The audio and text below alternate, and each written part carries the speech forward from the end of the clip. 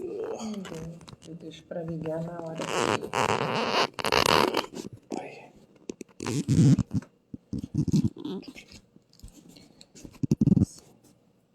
Será que tá bom? Ficou zoado. Deixa eu ver.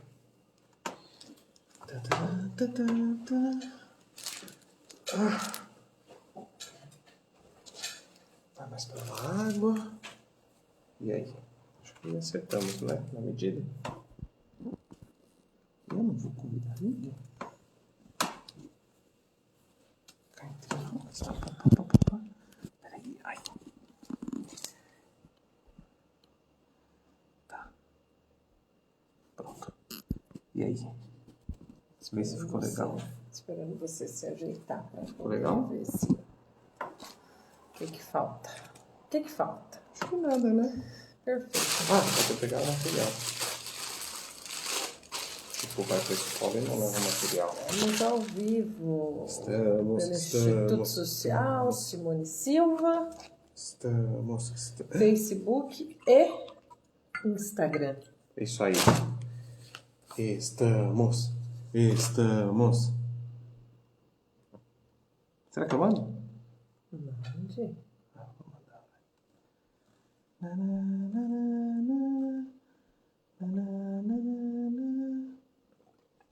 Vou mandar, não conheço ninguém aqui, então vou mandar pra todo mundo. Aqui eu não tenho essa opção. Não tem? Não. Ai, burro, aqui não pode. Aí, pronto, mandei pra todo mundo. Aí sim, hein? Olá, todos! Ó, não sei se você viu. Você tirou o som das notificações? Seu. Tirou nada, né? Mais uma. Um vírus. Não, amor, você tira a internet. Não. Você ligou no modo offline, ó. Pera. Mas lá a gente faz a live com ele no modo avião. Então faz errado. Ah, nós fazemos só no Instagram, mas não aparece, não perde não.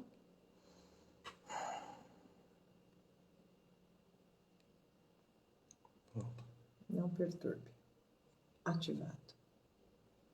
Peraí. Voltamos. Ih, cadê o carregador? Aqui. Peraí, vamos ver se tá na internet. Tá ao vivo. Tá, meu bem. Pronto. Falei pra você.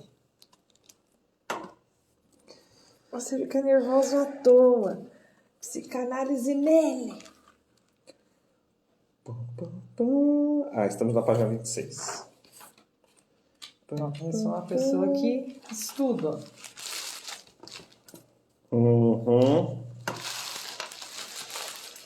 A gente falou de sonho. Sono e sonho do último encontro. Vamos lá, vai de novo. Oi, gente. Olá todo mundo. Estamos aqui, ao vivo. Dara chegou, nossa aluna fiel. O encontro que mais gostamos. Eu, particularmente, gosto demais disso.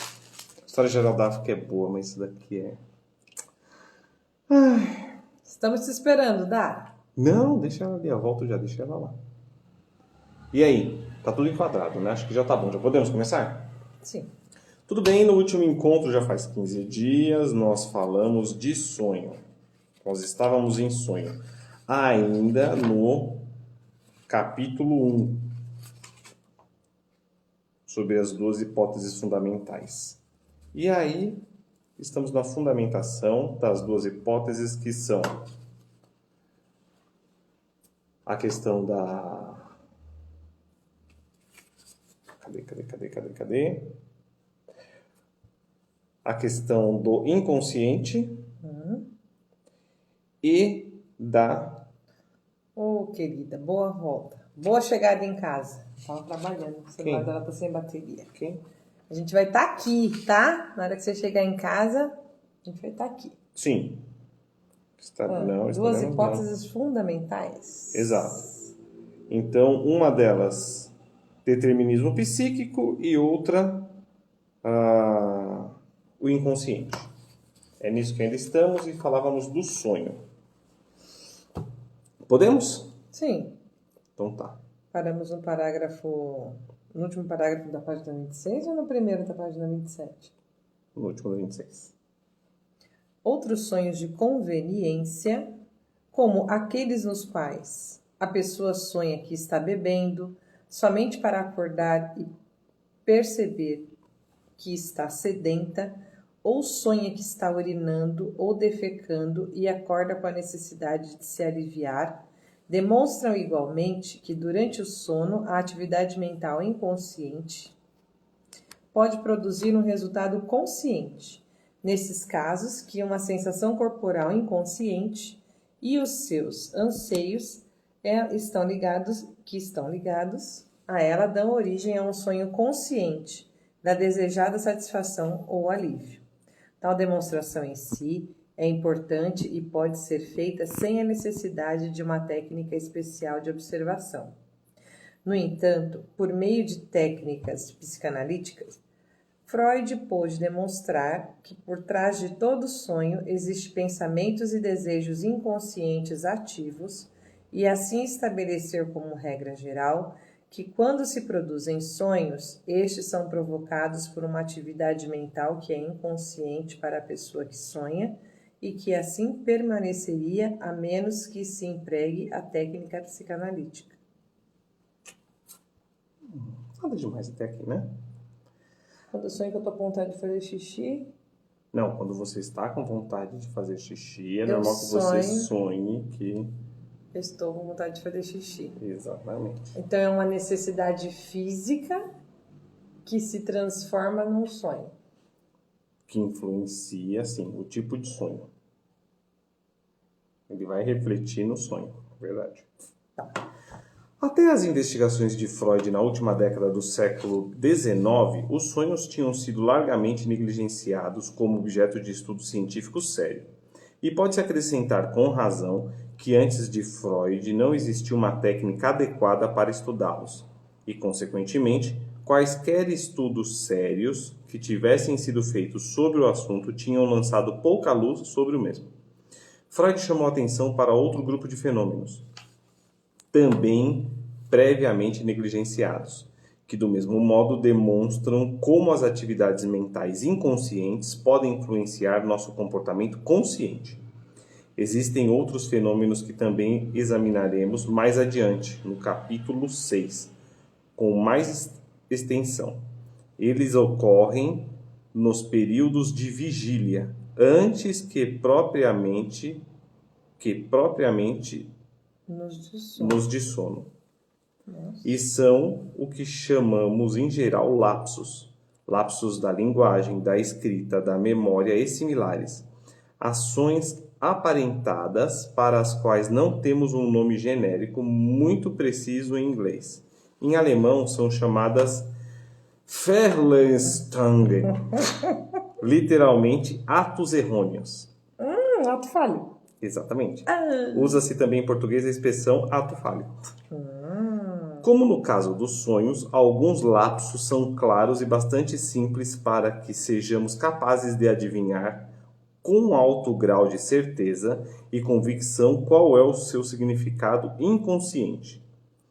É notoriamente fácil esquecer algo que é desagradável ou aborrecido, como pagar uma conta, por exemplo.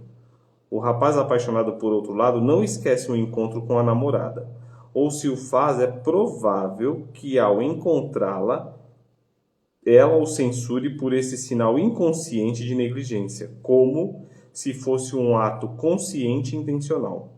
Não é difícil imaginar que um rapaz tenha alguma hesitação sobre o casamento se ele nos contar que, quando se dirigia para a igreja, parou num sinal de trânsito e só quando este mudou é que percebeu que se detivera para um sinal verde em vez de vermelho. Outro exemplo bem evidente, que se poderia chamar mais propriamente de ato sintomático do que de lapso de qualquer espécie, foi fornecido por um paciente cuja hora de sessão de análise fora cancelada um dia por conveniência do analista. O paciente se sentiu um tanto perdido durante o tempo em que se ocupava habitualmente em vir ao tratamento e decidiu experimentar um par de pistolas de duelo antigas que comprara há pouco tempo, de modo que durante o tempo em que comumente ele estaria deitado no divã do analista, estava atirando com uma pistola de duelo contra um alvo. Penso que, mesmo sem as associações do paciente, alguém poderia se sentir com bastante segurança para presumir que ele estava irritado com o analista por haver falhado em atendê-lo naquele dia. Deveríamos acrescentar que, como no caso dos sonhos, Freud conseguiu, ao aplicar a técnica psicanalítica, mostrar que a atividade mental inconsciente desempenhava um papel na produção de todos os lapsos, e não apenas naqueles em que o significado de tal atividade é de fácil evidência, como acontece nos exemplos que apresentei acima. Barbaridade. Ele ainda está nos relatos mais... Gente, que legal. Mas lapsos só no capítulo 6, então... Aqui é só uma pincelada. Aqui é só tipo, É só assim. ó o que vem aí. Quando alguém Fala? te dá um cano, Sim. você tá lá, marcou um compromisso, a pessoa... Quando alguém te deixa esperando na estação por mais tempo do que você estava esperando, o que você faz nessa hora? Eu acho que qualquer sujeito normal se perguntará por quê? O que houve? Imagina o que ele estava ouvindo no celular na hora que era para estar voltando para casa para se preparar para a live. Agora imagine que uma pessoa tem o hábito de constantemente, comumente se atrasar. Quando vai se encontrar com aquela pessoa especificamente. O que será isso, Freud? O que Freud diria sobre isso? Ai, vamos logo chegar no capítulo 6 que eu tô ansiosa. Deixa eu ver onde Outro paramos aspecto? aqui. Outro aspecto, né? Sim. Eu leio. Ou você quer... Você tá anotando, né? Tô vendo que você tá anotando. Eu vou riscando, porque eu vou preparando, né? O negócio que tá marcando, um negócio que tá legal, a gente vai... Outro aspecto de evidência facilmente demonstrável da proposição de que os processos mentais inconscientes do indivíduo são de significação em sua vida mental é o seguinte: os motivos para o comportamento de uma pessoa podem frequentemente parecer óbvios para o observador, embora para ela desconhecidos. Exemplo disso nos são familiares por experiência clínica e pessoal. Pode ser muito óbvio por seu comportamento, por exemplo, que a mãe seja dominadora e exigente para com seu filho, ao mesmo tempo que ela acredita ser a mais sacrificada das mães, que quer apenas fazer o melhor para a criança, sem nenhuma consideração para com seus próprios desejos.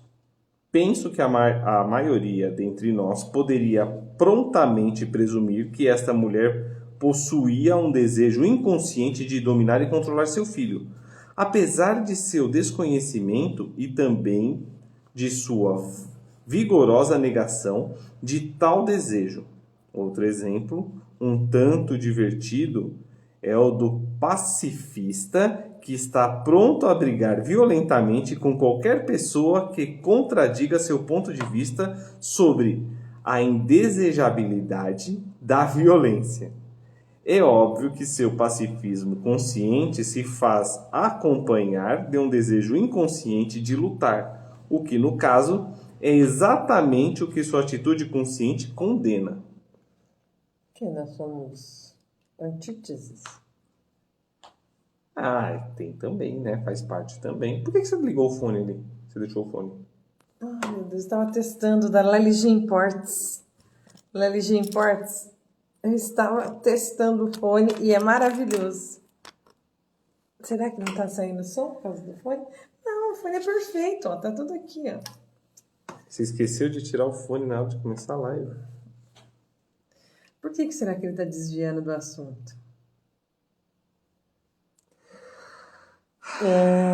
Por que será que ele está se distraindo com um fone de ouvido? Distraindo não, eu vi agora que tinha um fone Não. ligado no seu celular. O fone está ligado desde o começo da live. Mas eu tava cuidando do meu, você lembra disso? Lá, a Gi tá querendo saber. Vambora, Gi. Você quer saber o que, Gisele? Dos lapsos? Quero só ver. Por certo, é importante... deixa eu lembrar. Então, a gente ainda está falando da questão do inconsciente. Nós ainda estamos falando do sono e do sonho. Esse final de capítulo ainda é foco no sonho. É que ele está dando uma pincelada em outros pontos que se relacionam ou que vão ter paralelos, efeitos paralelos, parecidos com o do sonho. É tipo assim, continuem, que mais pra frente o negócio vai ficar mais pesado. Sim. Se eu gostei do fone. Isso que você quer saber? Então, a gente entra no Facebook e vê se a live tá com som. Se tiver sem som, a culpa é do fone. Testei um fone lindaço, não machucou a minha orelha e o som tá saindo perfeitamente. Esse douradinho. Muito obrigada. Precisarem de fone de ouvido, Lelige Imports, por favor. Lelige Imports. Isso. Então é isso. Ainda estamos falando do sonho, vamos continuar. Por certo, a importância da atividade mental inconsciente foi primeira e principalmente demonstrada por Freud no caso dos sintomas de pacientes mentalmente enfermos. Como resultado das descobertas de Freud, a ideia de que tais sintomas têm um significado desconhecido para o paciente é agora tão geralmente aceita e compreendida que mal requer ilustração. Se o paciente sofre de uma cegueira histérica, naturalmente presumimos que existe algo que ele inconscientemente não deseja ver, ou que sua consciência o proíbe de olhar. É verdade que nem sempre é de todo fácil perceber o significado inconsciente de um sintoma corretamente e que os determinantes inconscientes para mesmo um único sintoma podem ser vários e muito complexos. De modo que, ainda que se possa conjecturar corretamente sobre seu significado, a conjectura é apenas uma parte, e às vezes uma pequena parte de toda a verdade. No entanto, isso é irrelevante para nosso objetivo presente, pois ele consiste simplesmente em indicar por ilustração as diversas fontes de evidência para a nossa proposição fundamental a respeito dos processos mentais inconscientes. Tá. Okay? Por exemplo, aqui está falando o exemplo de uma pessoa que tem uma cegueira histérica. Já ouvi falar casos assim. Sim. Mutismo, né? A pessoa ficar muda. Sim, ou a pessoa ter afrouxamento das cordas, é afrouxamento? É um negócio que deixa a corda vocal, muda o som da voz, ela fica meio falha, meio assim.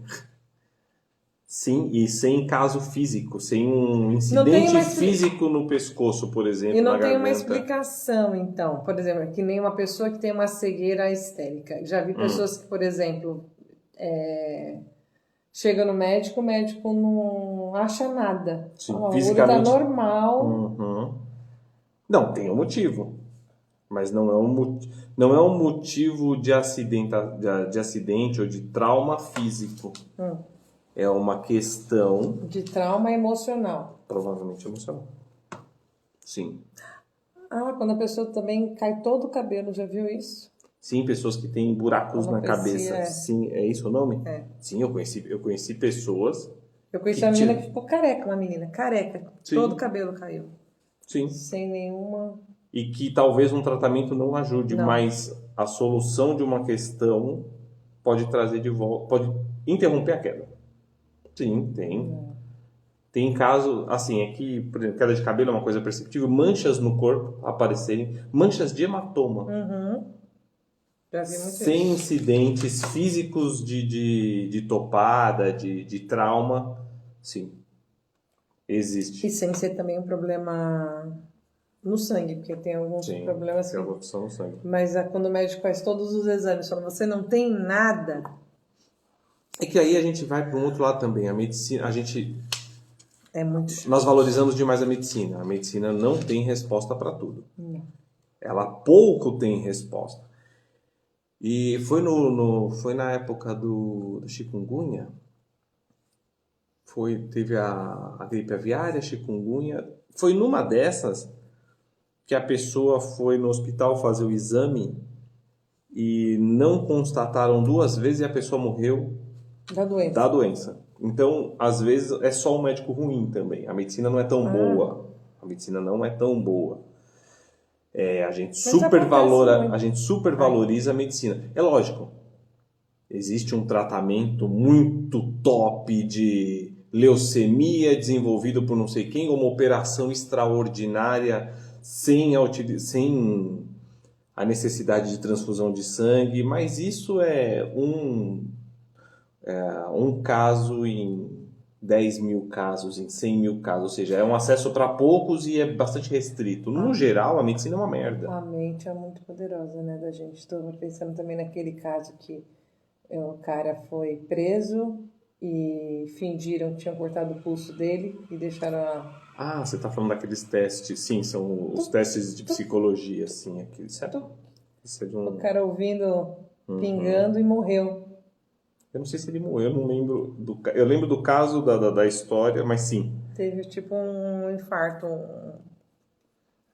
Sim, como se ele tivesse perdido todo o sangue do corpo. Sim, essas Você está são terríveis. você vai perder todo o seu sangue. E a pessoa não está vendo e ela achar que ela começar a desenvolver todo o sintoma de que se ela estivesse vivendo mesmo aquilo. Então, o cérebro... A gente acredita no que a gente acha que vive, né? O ser humano acredita no que ele acha que vive. No que ele acha que é verdade. Isso pode ser uma... que é verdade. Isso, sim. E se ele acreditar que ele está doente, ele pode levar a fato a doença. Gravidez psicológica. Não precisa ir muito longe. Um caso que não é sobrenatural, que não é estranho. Gravidez psicológica existe. Sim. E ela tem reflexo físico... E não só em humanos. Não só em humanos. Não só em humanos. Viu como eu sou uma boa aluna? Então... Sim, o que a gente acredita que vive, ou o que a gente acredita que é real, nós agimos como se fosse real. E o nosso corpo trabalha para que aquilo seja real. Sim. O nosso cérebro trabalha o nosso corpo reage àquela... É que essa separação é estranha. Quando você fala cérebro, tudo bem, a gente vai falar de um órgão. O cérebro é um órgão. Quando a gente fala do corpo, ele é uma estrutura muito complexa, né? Sim. O corpo é muita coisa. Mas ele recebe as ordens do cérebro. Então... Eu falo o quê? Não, essa relação... Como é que eu falo, então? Não, essa relação é ambígua. Porque ela é de mão dupla. Um toque, por exemplo, aqui, para eu dizer se é gelado, não é um comando que o cérebro está me dando, é um comando que ele está recebendo e me dando. Recebendo e me dando, é uma troca. É uma troca. Tá. Então... essa extensão do que a gente chama de corpo e cérebro, a mente.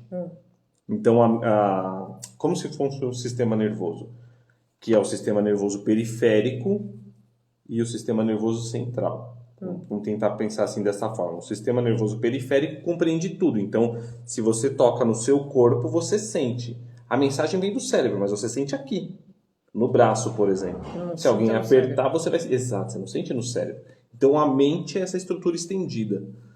E a partir dela, sim, tem coisas que são físicas, ou seja, que a gente recebe o impacto físico, por exemplo, você andando numa geada.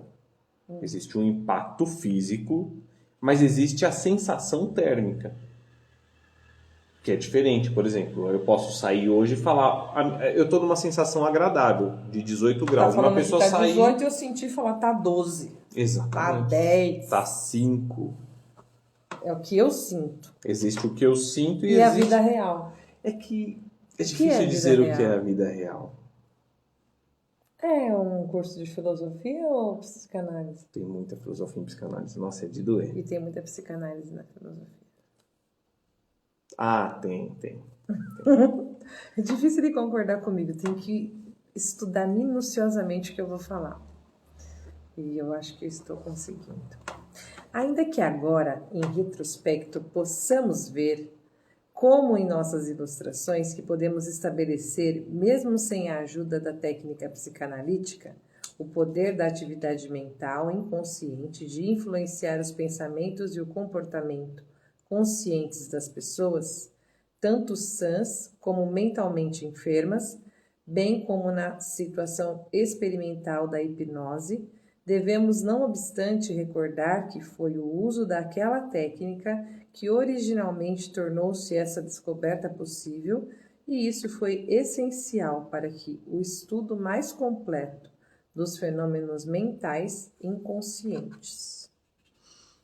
Esse estudo convenceu Freud de que, de fato, a maior parte do funcionamento mental se passa fora da consciência e de que a consciência é antes uma qualidade ou atributo excepcional do que comum do funcionamento mental.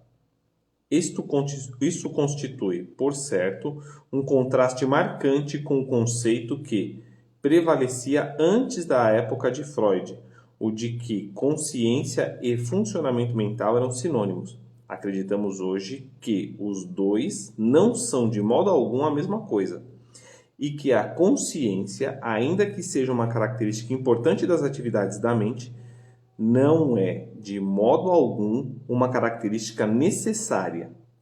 Acreditamos que a consciência não necessita participar e frequentemente não participa, inclusive das atividades mentais que são decisivas na determinação do comportamento do indivíduo, ou daquelas que são as mais complexas e mais precisas em sua natureza. Tais atividades, mesmo as complexas e decisivas, podem ser completamente inconscientes. Tcharam! Ou seja, né? Você está no comando? Não. Freud está questionando isso. Se nós temos consciência de tudo que fazemos. Nós temos? Ele está dizendo que o inconsciente é muito maior que o consciente. E que muitas vezes, em assuntos muito importantes ou até em assuntos cotidianos, o inconsciente está no comando.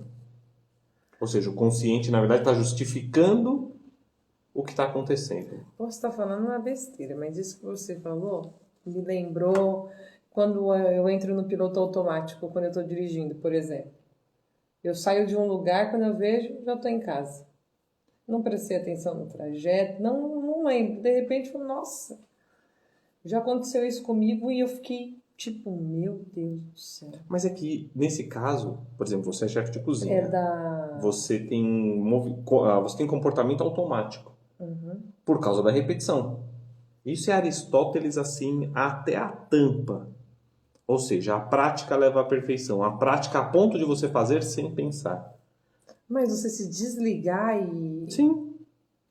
Se torna automático. É como se você entrasse no processo de meditação? Não necessariamente. É um processo automático de executação, onde você exige muito menos do seu cérebro. Então, é como se uma parte de você já soubesse fazer, de tanto fazer, sem a necessidade de atenção plena. Entra no piloto automático. Exato. Por exemplo, você faz isso com comida. Muito, né? Então, quando você está fazendo, por exemplo, um Red Velvet. Não é só um... Aquele assar bolo, para você é um normal, certo? Vamos supor quando estava no buffet. Cuidando de alguns... selar carne. Quando você sela cupim. A técnica que você usa, para você, depois de muita repetição, parecia uma coisa meio automática. Mas no começo, quando você começou a fazer, como era para você? Pensar, se tá tudo certinho. Tá Conferência, né? Então, a repetição é uma outra questão. Vai influenciar? Vai nos deixar livres para ter outras posturas e outras ações? Deixa. É feito de forma inconsciente? Não necessariamente. É feito de uma forma consciente automática. É diferente de inconsciente. Entendi. Inconsciente você nem percebe. Quer no dizer, automático é outra coisa. Que tem uma diferença. Tem. Isso eu não sabia. Olha, sugestão. Para quem está começando, esse livro dá algumas dicas de livros para vocês lerem. Quem quiser leia, fica à vontade.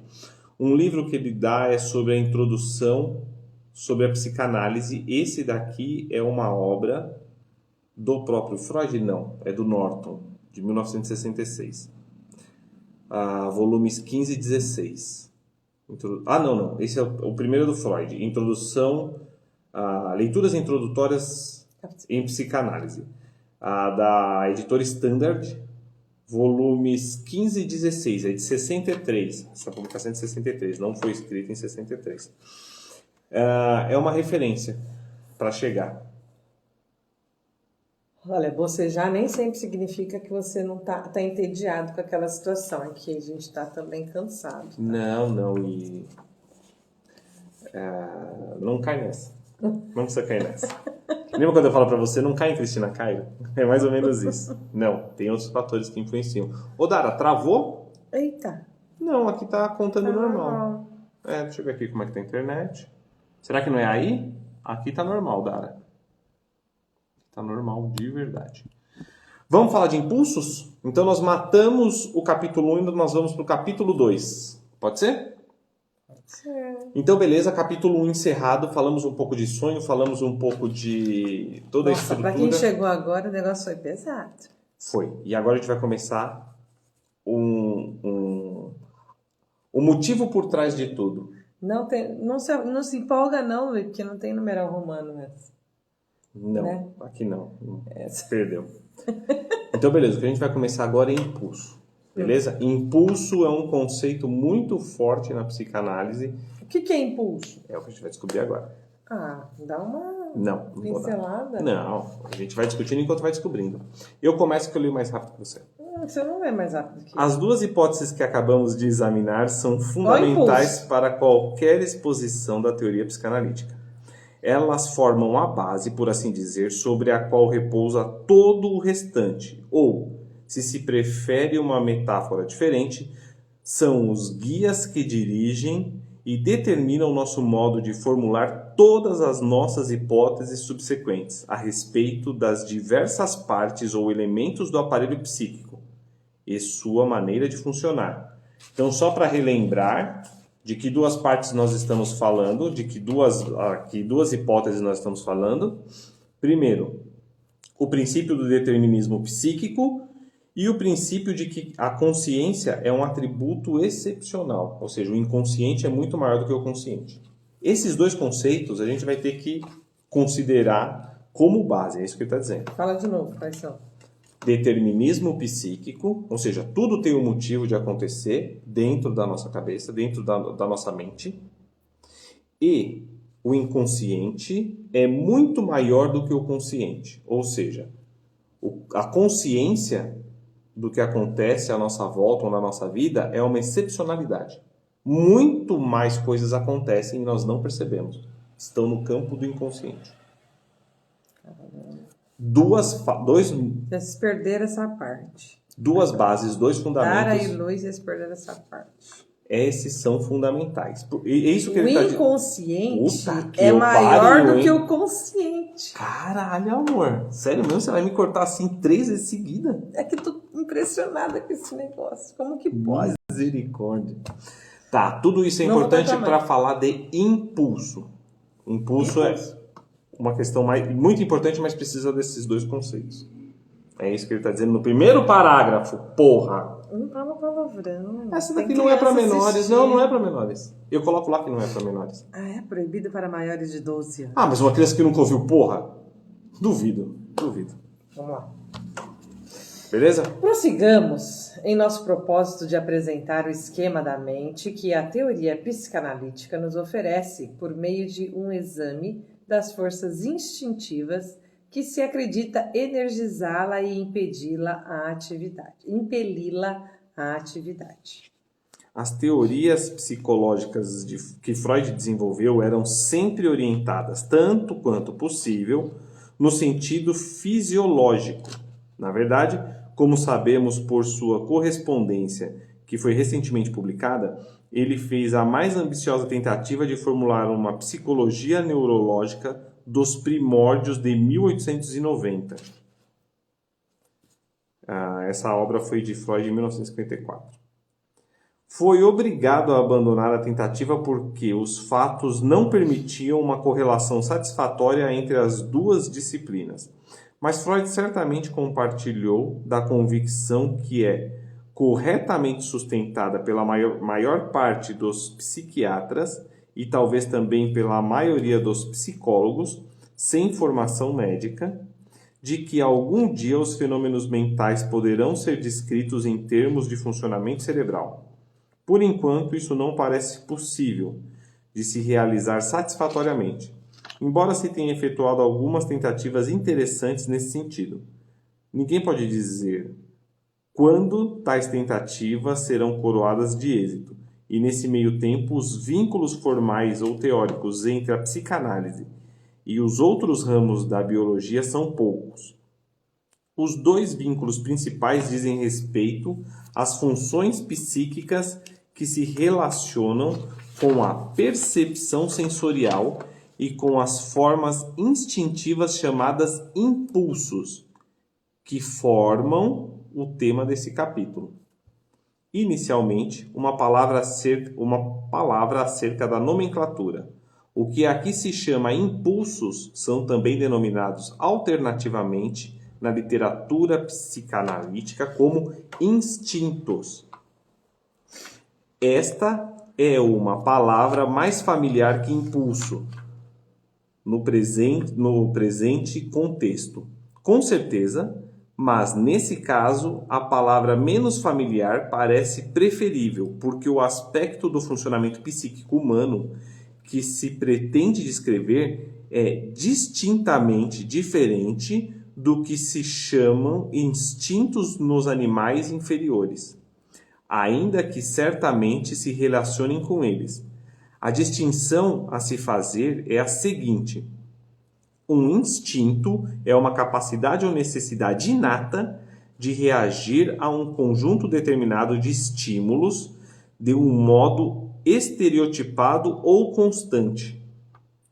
Um modo que se considera, em geral, como compreendendo um comportamento que é consideravelmente mais complexo que aquele que chamamos de reflexo simples, como o reflexo patelar, por exemplo. No entanto, como um reflexo simples, o instinto em um animal dotado de um sistema nervoso central presumivelmente se compõe de um estímulo, alguma espécie de excitação central, e uma resposta motora que segue um curso pré-determinado. Aquilo que chamamos impulso no homem, por outro lado, não inclui a resposta motora, mas apenas o estado de excitação mental em resposta ao estímulo. A atividade motora que se segue a esse estado de excitação é mediada por uma parte da mente bastante diferente que se conhece como o ego. Na terminologia psicanalítica, e que permite a possibilidade de que a resposta ao estado de excitação que constitui impulso ou tensão instintiva seja modificada pela experiência e reflexão, em vez de ser predeterminada, como é o caso dos instintos dos animais inferiores. E aí? Beleza? Então aqui ele está separando, ele está dizendo que existe uma centelha, uma energia, uma força, uma energia geradora da nossa ação ou reação. Existe uma ação e reação que é considerada instintiva, ou seja, ação por instinto, e aí a gente pode falar do cachorro que corre atrás da moto, por exemplo. Eu beber água quando estou com sede. Do cachorro que corre atrás do gato. Do gato que corre atrás do rato. Exato, instinto. E existe uma ação que tem essa energia, provoca uma reação, mas ela fica no âmbito mental, ela fica no âmbito da excitação, mas ela não provoca a ação impensada. Quem media essa ação impensada é o ego, quem freia essa ação. Nem tudo que eu penso. Nem tudo que eu penso eu faço. Porque existe um freio chamado Porque existe um mediador, não vamos chamar ele de freio, mediador. um mediador entre... É aqueles 5 segundos que você para respirar? Faço ou não faço? Pode ser, pode ser. De repente você faz, mas de repente você... Mas o mediador tá lá. Então, você não tem a resposta instintiva. Você tem um algo no meio que é como um filtro que te dá uma capacidade de posicionar essa reação. O instinto, Então, ele é um freio. como assim instinto? É um freio? O instinto, ele é um conjunto, que está falando aqui. O instinto, na verdade, é a capacidade que nós temos de reagir a um conjunto de estímulos. Dependendo de como eu vou reagir, eu posso agir por instinto ou eu posso não agir. Sim. Mas lembra, a resposta, o instinto é essa resposta... Imediata. Isso, não só imediata, mas é a resposta a esse estímulo de forma física. Certo? Então, no instinto, Sim. dá uma resposta motora. Por exemplo, se eu te der um susto, você pisca. Tá falando aqui daquele reflexo do joelho. Sim, o reflexo do joelho. Você nem tem controle. Você bate e ele responde. Então, você tem a resposta motora. O impulso, você nem sempre tem a resposta motora. Entendi. Existe uma diferença entre os dois. Existe uma diferença. Instinto e impulso. Exato. O impulso se parece porque ele está nessa energia que faz a ação, certo? Mas eu não necessariamente preciso agir, ou não necessariamente agir fisicamente. Ok? Essa diferença entre a vida instintiva do homem e as manifestações similares nos animais inferiores não deve ser levada muito longe. No homem adulto, por exemplo, existe obviamente uma conexão íntima entre o impulso sexual e aquele padrão inato de resposta a qual chamamos de orgasmo.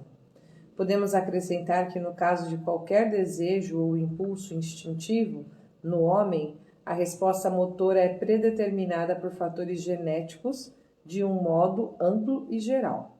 Verifica-se, no entanto, que o grau no qual a resposta assim se determina é muito menor no homem do que parece ser em outros animais, e que o grau no qual os fatores de ambiente ou de experiência podem modificar a resposta é muito maior no homem. Portanto, preferimos levar em conta essas diferenças e falar de impulsos, de preferência a instintos no homem. Então, quer dizer que o homem tem um impulso. É melhor se referir a esses reflexos como impulsos do que instintos. Sim. Instintos, geralmente, você fala de animais. Isso. Um impulso, pois, é um constituinte psíquico geneticamente determinado que, quando em ação, produz um estado de excitação psíquica, ou, como dizemos frequentemente, de tensão. Então, acho que esse começo é muito interessante. O impulso, ele produz a tensão, a excitação. É essa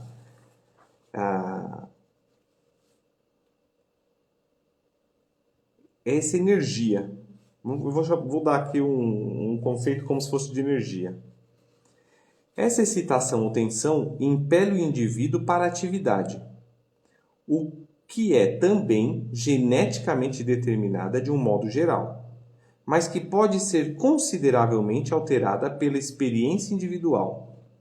Essa atividade deve levar a algo que podemos chamar ora de cessação de excitação ou tensão, ou de gratificação. A primeira seria a terminologia mais objetiva, a segunda a mais subjetiva. Assim, vemos que há uma sequência que é característica da ação do impulso. Podemos chamar essa sequência ou de tensão, atividade motora, e cessação da tensão, ou de necessidade, atividade motora e gratificação, se assim preferirmos. A primeira terminologia deixa de lado deliberadamente os elementos de experiência subjetiva, enquanto a segunda se refere explicitamente a ela. Então, o que ele está dizendo aqui? Que a gente tem um impulso e esse impulso vai gerar uma reação, certo? E dentro dessa reação, a gente vai ter um resultado. Esse resultado pode cessar, que pode ser a gratificação ou a cessação, exatamente, da tensão. Então, o impulso faz você... Quer saber como que é impulso? O conceito mais fácil. Eu vou pular. Quando a gente fala assim, você tem que pegar impulso. O impulso não é toda essa energia que a gente pega para conseguir dar o salto. E aí, ou você chega no degrau de cima, ou você não chega. Mas você dá esse salto. Ou seja, você tem essa descarga de energia. E você pode ter a gratificação, ou seja, chegar no degrau que você queria. Ou não. Mas a descarga existe. O impulso é esse incômodo que faz você dar essa descarga. É essa tensão para você liberar essa energia. Então, todo mundo tem impulso. Todo ser humano tem impulso. Só que nesse nós estamos dando um exemplo físico. Nós tivemos impulso em começar a leitura disso. Também há um impulso aqui.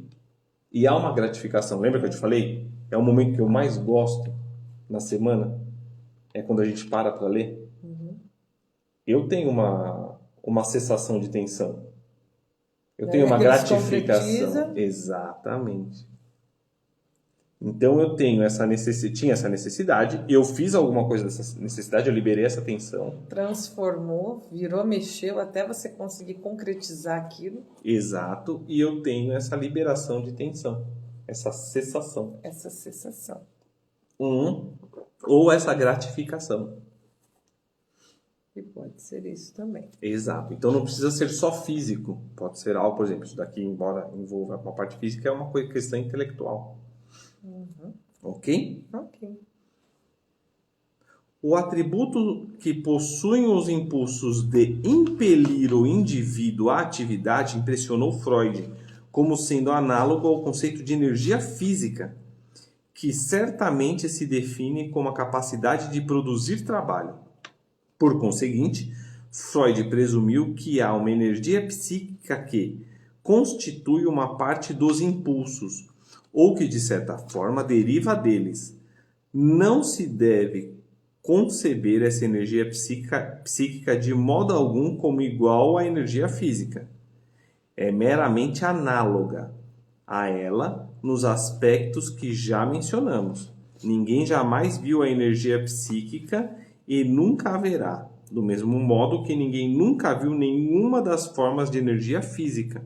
O conceito de energia psíquica, como conceito de energia física, é uma hipótese que tem por intenção servir ao propósito de simplificar e facilitar nossa compreensão dos fatos da vida mental que podemos observar.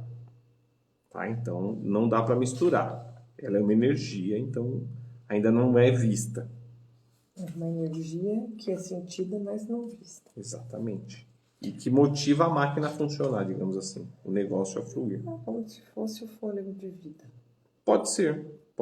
Um outro termo. Ou como se fosse a elan vital, ou como se fosse caramba, tem outros termos. Vontade de potência. Cada fase, cada filosofia vai dar um nome. Aí o Freud chamou de impulso. Freud continuou a analogia entre suas hipóteses psicológicas e as da física ao falar do quantum de energia psíquica com o qual um objetivo ou determinada pessoa estão investidos. Tá. Quer para eu parar? Não, era um objeto. Beleza. Continua. Para esse conceito, Freud... Vou parar toda hora que você errar uma palavra também. Oxi. Que susto que eu tomei. É que aqui tudo muda o sentido quando a gente erra uma palavra, né? Uhum. Verdade. Para esse conceito, Freud usou uma palavra alemã, Besetzung, para que foi traduzida para o inglês pelas palavras catexia em português. A definição rigorosa de catexia é a quantidade de energia psíquica que se dirige ou se liga à representação mental de uma pessoa ou coisa. Isso quer dizer que o impulso e sua energia são considerados como fenômenos puramente intrapsíquicos. A energia não pode fluir através de espaço e catexizar, com X, tá? Catexizar, ou se ligar a objetos externos diretamente. Aquilo que é catexizado, naturalmente, são as diversas lembranças, pensamentos e fantasias do objeto, que compreendem o que chamamos nas suas representações mentais ou psíquicas. Quanto maior a catexia, mais importante é o objeto, psicologicamente falando e vice-versa. Aqui temos um conceito maravilhoso. Por que catexia é um conceito importante? Olha o que ele está falando assim. A definição rigorosa de catexia é a quantidade de energia psíquica que se dirige ou se liga à representação mental de uma pessoa ou coisa. O que isso quer dizer? Imagina que você lembra de uma pessoa e chora. Certo? Ou imagina que você pensa em uma coisa, em uma comida ou em um lugar e isso mexe com você, te dá um frio na barriga, te dá uma excitação. Isso ele está chamando de catexia, ou seja, energia presa a uma lembrança, a uma memória, a um evento mental de alguma coisa ou alguma pessoa. Imagina que você ouve uma música e você começa a chorar. Vamos falar de rir, que já falou de chorar. Eu tô falando de chorar porque as pessoas se familiarizam Um muito mais desenho com... no Pica-Pau, pra mim. Ninguém mais. Ninguém. Só você, ninguém. Eu rio o tempo todo de desenho, me traz muitas coisas... Sim. Sensações boas. O que eu tô querendo exemplificar aqui é isso. São as sensações. Assim como uma música pode me trazer uma sensação de perda ou uma lembrança, né, uma sensação ruim, eu também posso ter associado em mim coisas que me trazem boas recordações e me fazem rir. Isso é catexia, então. Exatamente. Entendi, é a quantidade de energia que é presa ali e que causa a reação. E se a gente for esmiuçar de verdade, você vai descobrir o porquê que aquilo te traz aquela sensação, né? Porque essa energia está presa àquilo, sim. Mas o que fez aquela energia se prender naquele momento? Se você faz uma análise do momento, o que aconteceu enquanto tocava aquela música? Sim. Aí você Isso mesmo. consegue descobrir por que você tem aquilo encapsulado ali. Isso mesmo. Né? Então, esse conceito é importante e esse ponto é legal. Quanto maior a catexia, ou seja, a energia presa àquela situação, mais importante é o objeto.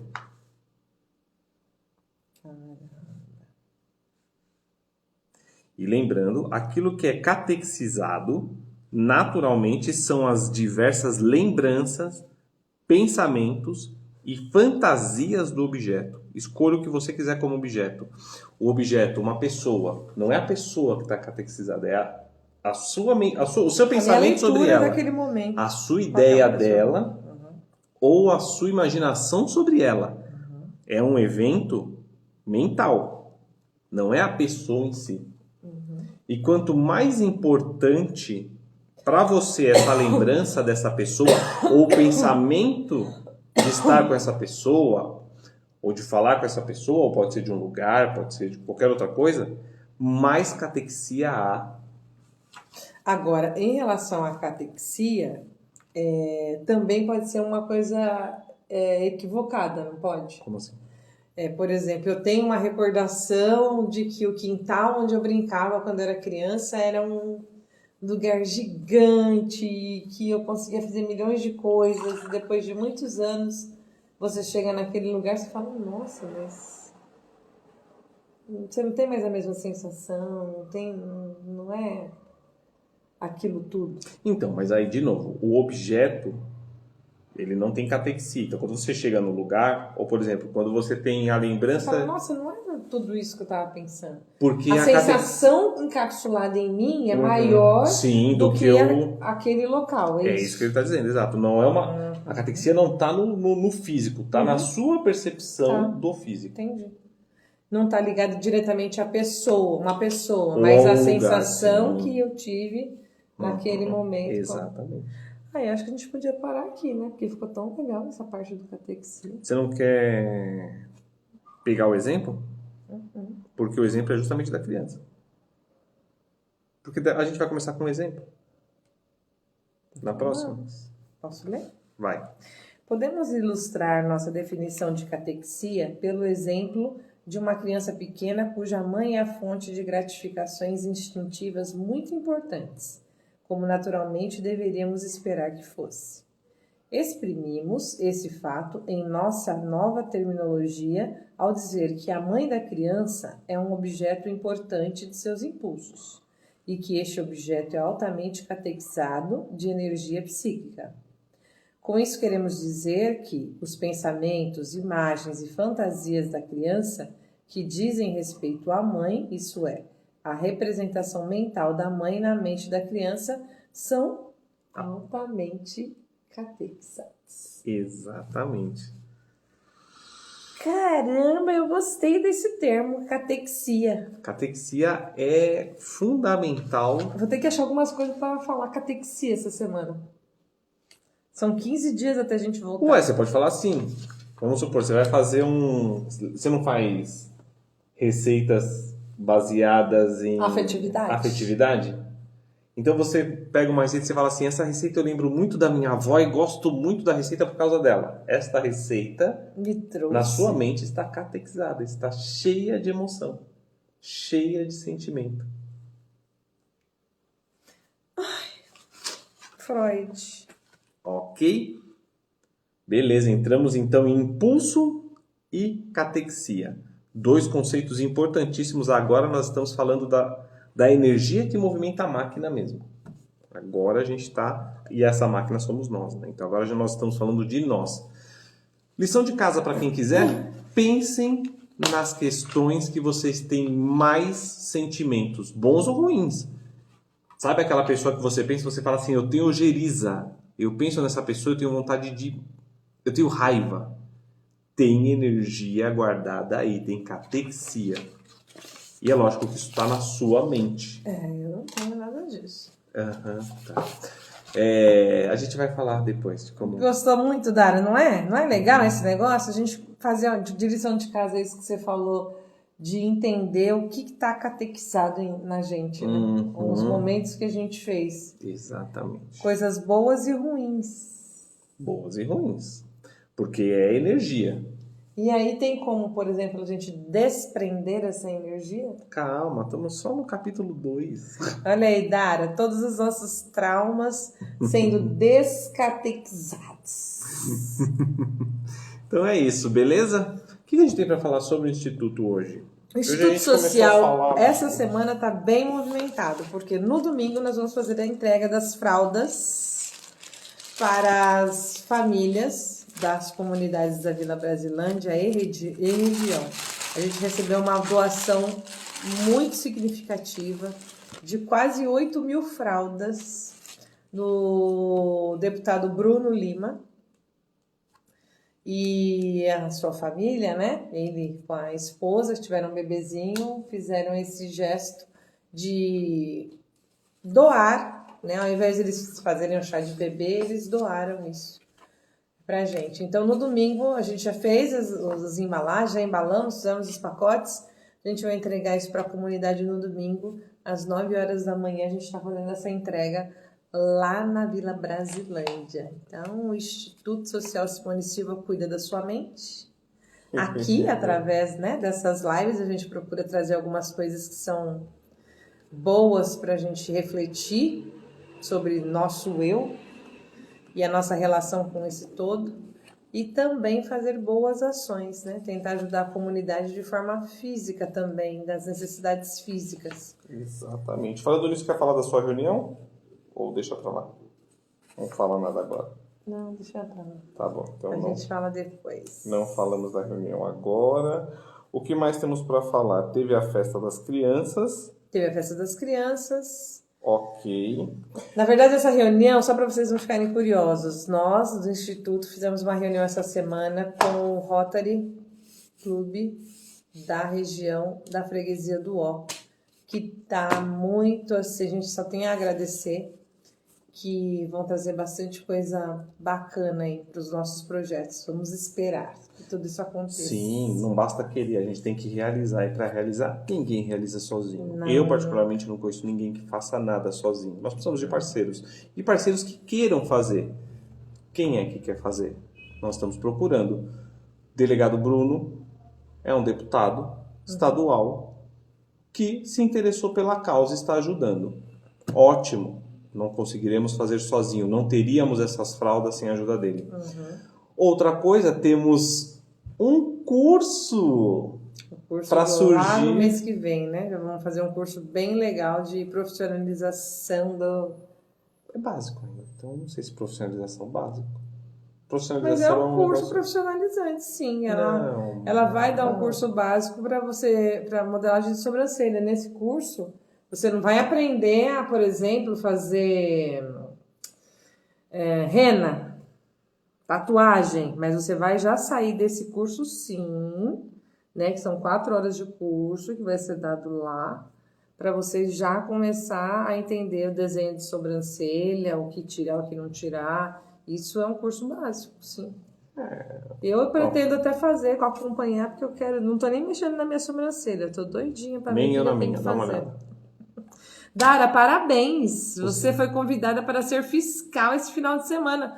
É na prova de Osasco? Os meus filhos vão fazer a prova do... fiscal de prova. Deve ser fiscal de prova. Os meninos vão fazer. Você foi convidada para ser dedudura? É legal, viu? Eu já fui muito fiscal de prova aqui em Osasco. Lá no... É legal. É legal. Porque, na verdade, você não tá ali como fiscal. Você pensa o quê? Eu, né? Fala. Você coloca o horário que vai iniciar a prova, o horário que vai finalizar, você orienta as pessoas que querem sair da sala, quando vai entrar na sala que não pode sair. Deixa eu falar uma coisa útil. Fiscal é um negócio meio pesado, né? Deixa eu falar uma coisa útil. Vai ajudar fiscal as pessoas. Não serve pra porra nenhuma. Serve Gente, pra organizar as coisas. Não, serve pra cuidar do... Serve. Você tá muito boca suja hoje. Brabo. Ué, a gente tá falando de sexo já. Seguinte, para acontecer esse curso, esse workshop de 4 horas, uma pessoa voluntária, interessada, se disponibilizou a oferecer, né? Disponibilizou seu tempo, seu conhecimento em prol da comunidade. Lógico, não serão para muitas pessoas, porque existe uma limitação, nós ainda estamos em questões de pandemia e tudo mais. Porém, isso é uma solicitação e uma proposição que faço para vocês. Se vocês têm algo que vocês podem ensinar, que vocês têm competência para ensinar, se sentem aptos a ensinar para a comunidade, por favor, disponibilizem esse conhecimento. Por hora, nós não podemos pagar, porque nós não temos mecenas, nós não temos doadores e nós não temos fundações... Mecenas. Nós não temos patrocinadores, fundadores, nós temos apenas o nosso trabalho e cada um está doando o que tem. Nós doamos uma vez na semana para a live e as nossas participações pessoais lá no planejamento, na estratégia, a nossa parte administrativa e burocrática. Essa pessoa vai doar o tempo dela e o conhecimento dela prático, ou seja, ela é profissional, treinada na área, para ensinar isso. Se mais alguém quiser ensinar à comunidade alguma coisa, transmitir esse conhecimento, nós incentivamos e nós queremos, nós aceitamos. Então, se você se sente apto, trazer algum tipo de... Principalmente nessa área de curso profissionalizante que seja rápido, coisas rápidas. Mas né? às vezes a Pra que pessoa as não sabe pessoas- isso, mas ela tem outra coisa pra ensinar. Por exemplo, ela vai dar uma aula, sei lá. Posso terminar? Cortar é cortar. Tô aqui pra isso também, entrei no jogo. Porque qual que é o nosso objetivo lá no Instituto? É fazer com que as pessoas consigam adquirir suas rendas, né? Elas possam fazer renda com aquilo que a gente está ensinando. Então, a gente está atrás de oficinas e oficineiros. Nesse primeiro momento, a gente não tem condições de pagar, como tu falou, para essas pessoas que estão se voluntariando. A gente agradece muito. Né, Dara? É uma atitude muito nobre mesmo dessas pessoas se disponibilizarem para ajudar o próximo. Retorno sempre vai ter. E uma hora a gente está vendo que já estão chegando até nós pessoas que estão interessadas em investir no Instituto. Né? O delegado Bruno, ele trouxe as fraldas e algumas outras coisas para o Dia das Crianças, brinquedos e tudo mais. Agora a Sabrina vai dar esse workshop de sobrancelha, que também vai ajudar. Sim. E também temos a chegada aí, se Deus quiser, em breve, do Rotary no Instituto, para trazer mais algumas coisas que vão ajudar a gente trabalhar essa independência financeira. E olha, mulheres. Se vocês tiverem esse contato, coletivo de mulheres empreendedoras, mulheres investidoras, homens que tenham também ou mix, porque nós atuamos muito com mulheres, mas é mulheres e família, então vai envolver adolescentes, vai envolver idosos, vai envolver os cônjuges, maridos ou parceiros e parceiras. Então é uma atuação ampla. Se vocês tiverem conhecimento de pessoas que tenham interesse, que estejam disponíveis para atuar na comunidade, nós aceitamos sim. É lógico, faremos o filtro, né? Tem toda uma... Não é só, deixa eu chegar e falar porque é comunidade. Não é assim que funciona. Mas, todos que estiverem interessados, assim como nós, fiquem à vontade. Se você conhece, indique essa pessoa. Diga que a ONG precisa, a comunidade precisa, e nós somos esse canal. Nós criamos esse canal justamente para isso, para levar coisas para a comunidade. Ok? Pessoal, para mim foi ótimo. Espero que tenha sido algo similar, parecido para vocês. Há muita catexia para mim nessa... Eu tô olhando aqui para a câmera e tô lembrando do nosso curso de morfopsicologia. Tô fazendo análise da minha boca. Fiz vídeo para estima, que tem ligação com as sigterapias, falando de morfopsicologia. Tá vendo? A gente não Além para, disso, gente. Exato, não tem parada. Se você quiser saber mais sobre esse assunto, fala aí, depois a gente... Se vocês entrarem na sigterapia, foi postado nos stories um TBT. Eu falando do quê? De medo. Que delícia. Beijo. Até mais. Que medo.